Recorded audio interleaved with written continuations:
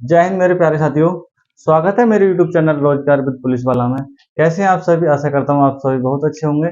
आज हम बात करेंगे जो हमारे भाई छोटे भाई बहन हैं 12th पास किया है और मेडिकल लाइन में जाना चाहते हैं, उनके लिए बहुत बड़ी अपॉर्चुनिटी निकल गई है।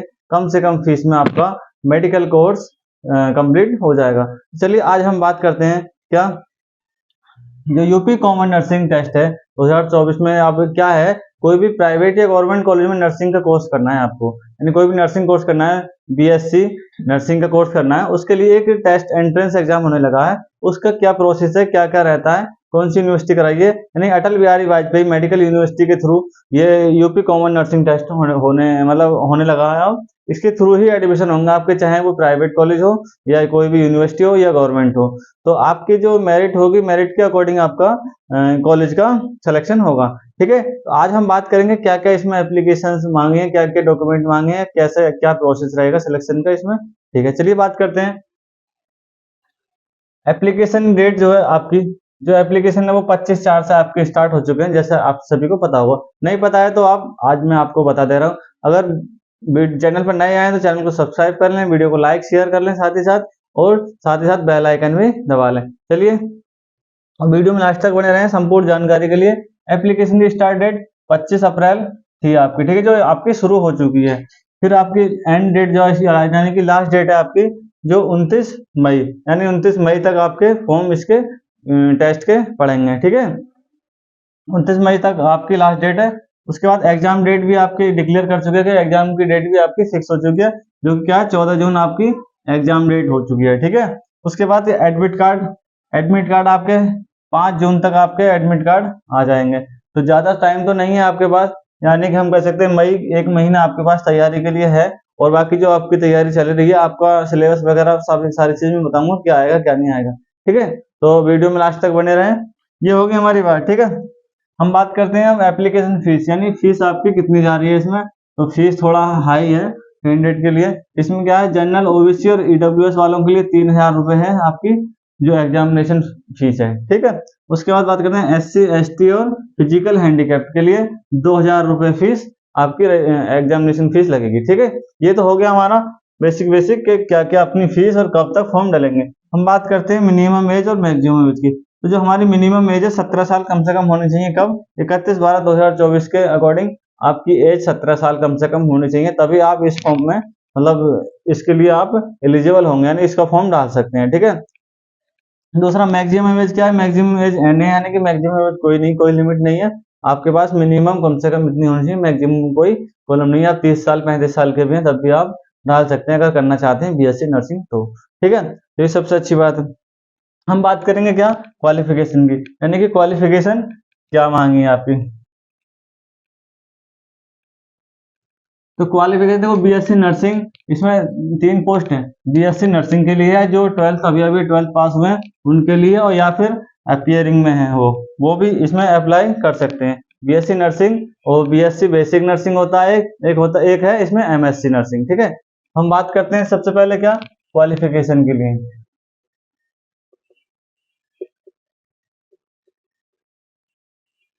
क्वालिफिकेशन देखो 3 पोस्ट है इसमें। सबसे पहले हमें अगर मान लो बीएससी नर्सिंग करनी है,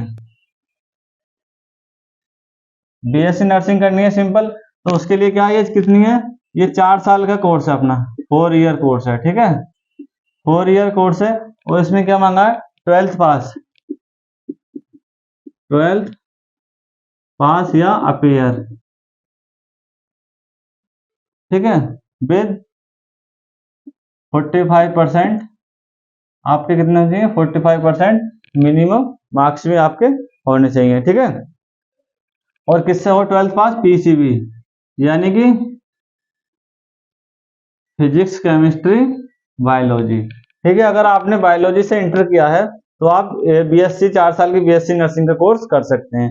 ठीक है, दूसरा होता है हमारा पोस्ट बेसिक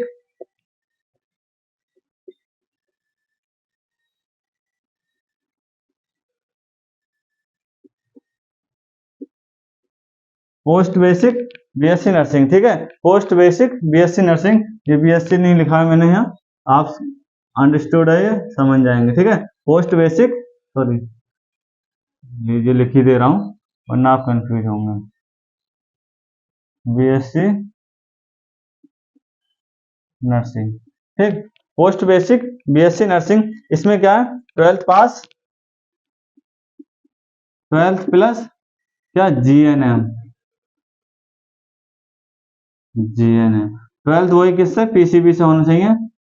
वो तो कॉमन सी बात है, अगर पीसीबी से क्या होगा तभी आप जीएनएम कर पाएंगे, ठीक है। 12th पास प्लस जीएनएम पास होना चाहिए आपके पास। और मिनिमम क्वालिफिकेशन, मिनिमम इसकी परसेंटेज कितनी है, परसेंटेज का इसमें नहीं दिया है, तो आप एलिजिबल हैं, यानी कि 50 प्लस आपकी परसेंटेज है या 45, तो आप इसके लिए एलिजिबल हैं। ये इसके लिए 45 ही है, ठीक है। 45% आपके पास होना चाहिए। जो इंटर का है वो तो क्राइटेरिया रहेगा। तीसरी पोस्ट है आपकी एमएससी नर्सिंग, क्या, एमएससी नर्सिंग, यानी ये 3 टाइप के आपके कोर्स हैं। तो आप 12th पास वालों के लिए एलिजिबल है। अगर आपने कोई जीएनएम वगैरह कोर्स कर लिया है, यानी आप पहले से पढ़ रहे हैं, वो अगर बीएससी नर्सिंग करना चाहते हैं तो उसके वो आता है पोस्ट बेसिक नर्सिंग के नाम से, ठीक है। पोस्ट बेसिक बीएससी नर्सिंग, उनके लिए 12th प्लस जीएनएम पास होना चाहिए, ठीक। अब इसमें क्या है, एमएससी में क्या मांगा है, बीएससी नर्सिंग हो, ये होगी हमारी क्वालिफिकेशन, ठीक है। हम यहाँ ऐसा लिख सकते हैं, ये हो गया कोर्स और ये हो गया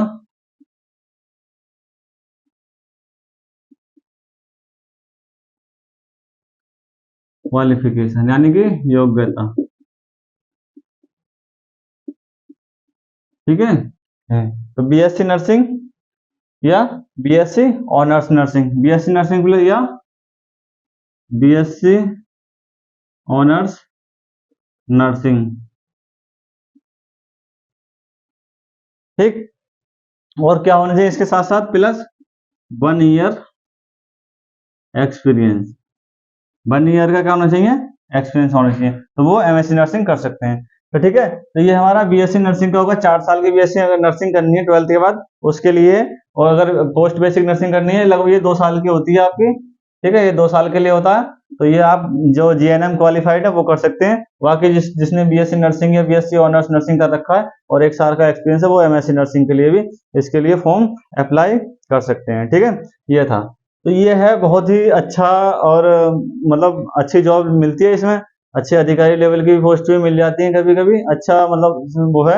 अगर कोई भी कैंडिडेट, मतलब जो भी स्टूडेंट मेडिकल लाइन में जाना चाहते हैं और कम फीस में अपना वो बीएससी नर्सिंग करना चाहते हैं, प्राइवेट कॉलेज की फीस तो बहुत होती है, 8 से 10 लाख रुपए आपके 4 साल में कवर हो जाएंगे। गवर्नमेंट में आप जाओगे तो आपका कम से कम में हो जाएगा।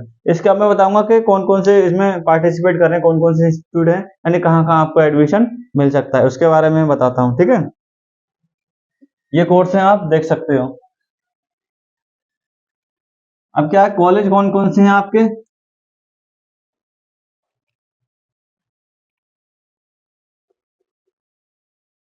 कॉलेज या यूनिवर्सिटी जो क्या कर रही है, पार्टिसिपेट कर रही है इसमें,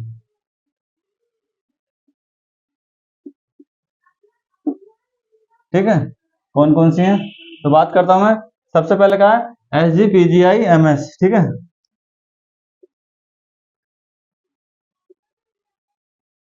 ये कहाँ पे है, लखनऊ में, ठीक। दूसरा है हमारा क्या, KGMU, सुना होगा आपने नाम, KGMU, ये भी कहाँ है, लखनऊ में है, ठीक है। नंबर तीसरा है UP university of medical science, ये कहाँ पर है, सैफई में, ठीक है। ये कहाँ पर है, सैफई। चौथा है आपका कॉलेज कौन सा, LLRM, ठीक है। LLRM ये कहाँ पर है, मेरठ में, लाला लाजपत राय मेडिकल कॉलेज, ठीक है। LLRM ये है, ये आपका सैफई में है। और क्या है, जितनी भी आपकी ऑल नर्सिंग कॉलेज हैं, ठीक है, जो भी नर्सिंग कॉलेज है प्राइवेट या government, all nursing college affiliated to किससे? जो अटल बिहारी वाजपेयी मेडिकल यूनिवर्सिटी है, किससे? ABPMU।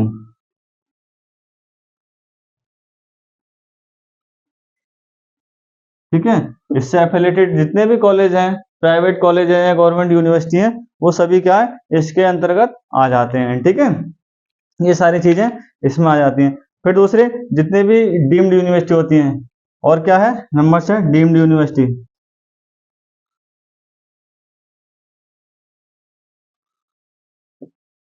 तो ये इतने सारे मतलब ऑल ओवर यही है कि जितने भी कॉलेजेस हैं, सभी प्राइवेट कॉलेज या गवर्नमेंट कॉलेज यूपी के, उन सभी के लिए ये कॉमन एंट्रेंस टेस्ट होगा। जैसे नीट का होता है ना, नीट का होता है, उसी के हिसाब से ये इन्होंने अपना एक कंडक्ट कराया है बीएससी नर्सिंग वालों के लिए। तो बहुत ही अच्छी अपॉर्चुनिटी है ये बीएससी नर्सिंग, अगर कोई करना चाहता है यानी मेडिकल लाइन में कोई जाना चाह रहा है, उनके लिए बहुत ही अच्छी अपॉर्चुनिटी है। ये फॉर्म डालिए, आप एंट्रेंस दीजिए, अगर आपका नंबर आता है तो अच्छा है। अब ये बताऊंगा मैं एग्जामिनेशन क्या कहता है, डॉक्यूमेंट क्या मांगते हैं इसमें, एग्जामिनेशन में क्या क्या आएगा आपका, क्या सारी चीजें, क्या प्रोसेस रहेगा।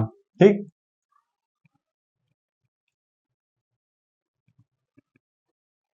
देखो डॉक्यूमेंट की बात करूं मैं, फॉर्म में तो क्या हो गया, आपके पास 10th पास हो, 10th सर्टिफिकेट होना चाहिए, 12th का नहीं भी होगा तो आपको क्या है, जो काउंसलिंग होगी उसके उसके टाइम पे आपको प्रेजेंट करना है। ठीक है, 12th का। दूसरा आधार कार्ड, और एक है क्या, फोटो, ये सारे होने चाहिए। और बाकी आपके जो कास्ट वगैरह के हैं, वो आपके पास सर्टिफिकेट होना चाहिए, कास्ट, डोमिसाइल। ठीक है, ये सारी चीजें आपके पास होने चाहिए। ठीक, तीसरी बात करते हैं हम एग्जामिनेशन, यानी एग्जामिनेशन कैसा होगा, एग्जामिनेशन का प्रोसेस क्या है, उसकी भी बता दे रहा हूं मैं आपको। तो देखो इसमें क्या होगा, एग्जामिनेशन में क्या होगा, जो भी जो इसका मीडियम होगा, सबसे पहले तो हम बात करते हैं क्या होगा मीडियम की। मीडियम जो होगा आपका हिंदी और इंग्लिश दोनों में होगा। ठीक है, यानी जो एग्जाम का मोड होगा आपको हिंदी और इंग्लिश दोनों में होगा। तो आप यूपी बोर्ड वाले भी ये ना समझे कि हिंदी वाले, हिंदी में हमको प्रॉब्लम होगी, आपका हिंदी में ही टेस्ट आएगा, हिंदी इंग्लिश दोनों में होगा। ठीक है, अब मैं बात करता हूँ कितने नंबर का पेपर होगा। तो देखो 200 क्वेश्चन आएंगे आपके। ठीक है, 200 क्वेश्चन आएंगे, 200 नंबर का होगा। ठीक, 200 क्वेश्चन आएंगे और 200 मार्क्स होंगे। ठीक है, यानी कि एक क्वेश्चन एक नंबर का होगा। ठीक, कॉमन सी बात है, इसमें कोई लिखने की जरूरत नहीं है। ठीक है, एक क्वेश्चन एक नंबर का होगा। अब मिनिमम इसमें क्या कर रखा है इन्होंने, एक मिनिमम क्वालिफाई मार्क्स चाहिए।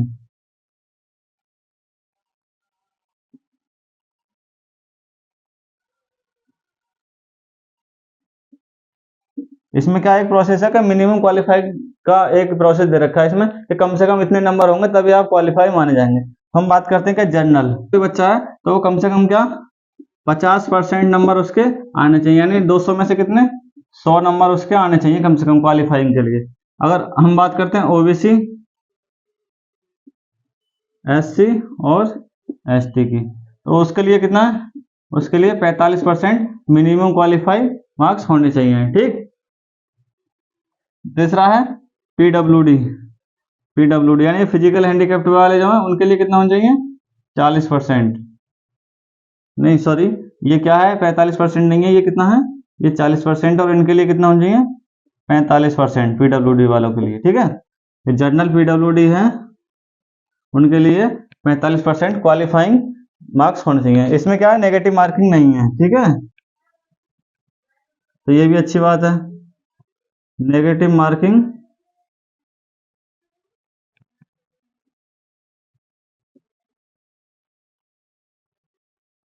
नहीं है। ठीक है, ये सारा प्रोसेस है, बहुत ही अच्छा है। सिलेबस मैंने आपके रोजगार विद पुलिस वाला टेलीग्राम पे आपको सिलेबस डाल दिया है, आप डिस्क्रिप्शन में लिंक दे दूंगा, टेलीग्राम चैनल ज्वाइन कर लें, उसमें आप सिलेबस देख लें क्या क्या टॉपिक्स आ रहे हैं। अब मैं बताऊं वैसे मोटा मोटा आपको बता दूं, सिलेबस की जानकारी दे दूं आपको क्या क्या आ रहा है सिलेबस में आपके। ठीक है, ये हो गया आपका क्वालिफाइंग मार्क्स कितने चाहिए, जनरल के लिए 50%, पीडब्ल्यूडी के लिए 45% और SC ST OBC के लिए 40% कम से कम नंबर 200 में से आने चाहिए। ठीक है, सिलेबस की बात करूं, यानी सिलेबस क्या होगा, देखो सिलेबस में क्या होगा, फिजिक्स आएगा आपका जो आपने पढ़ रखा है, ठीक है, नंबर 1। नंबर दूसरा आएगा आपका केमिस्ट्री, सबका वेटेज लगभग बराबर रहेगा। तीसरा आएगा आपका सब्जेक्ट क्या, बायोलॉजी, ठीक। और चौथा सब्जेक्ट आपका क्या, नर्सिंग एप्टीट्यूड।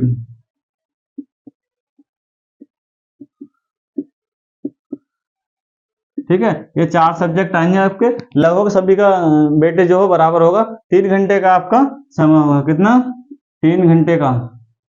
3 घंटे में आपको सॉल्व करने कितने, 200 क्वेश्चन होंगे। ठीक है, ये पूरा प्रोसेस है। तो जल्दी से जाइए वेबसाइट पे, अपना सरकारी रिजल्ट के माध्यम से भी आप अप्लाई कर सकते हैं, या साइबर नजदीकी साइबर कैफे हो उससे आप अपना फॉर्म डालिए जल्दी से जल्दी, और अपना सिलेक्शन में सीट अपना पक्की कीजिए। अपना अच्छे से तैयारी करिए, टाइम भी है सिलेक्शन के लिए। अपने माता पिता की फीस बचाइए जाके, ठीक है। और जानकारी अच्छी लगी हो तो वीडियो को लाइक शेयर करना ना भूलें, और साथ ही साथ चैनल पर नए आए तो सब्सक्राइब करें, और साथ ही साथ बेल आइकन भी डालें। जय हिंद, जय भारत।